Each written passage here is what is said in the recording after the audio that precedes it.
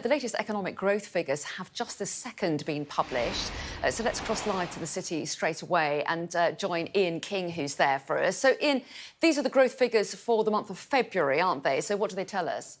Morning, Annie. Yes, the Office for National Statistics has just reported that UK GDP grew by 0.1% month on month in February. Very interestingly, though, they have also upgraded the figure for January. It was previously thought the economy grew by 0.2% in January. The ONS has just upgraded that to 0.3%. So you've got two consecutive months of growth so far this year. I think one can definitively say on the back of this, Anna, that the UK is out of recession. Obviously, the UK slipped into a technical recession at the second half of last year, a technical recession being defined as two consecutive quarters of negative growth. That was what we got in Q3 and Q4 last year. Well, the UK economy grew in both January and February. I think one can definitively say on the back of that, it would take something pretty spectacular to have blown that off course during March. And so one can definitively say that the economy is out of recession. In terms of the individual components, well, the services sector grew by 0.1% during the month, but the star performer was production, which obviously takes in manufacturing. According to the ONS,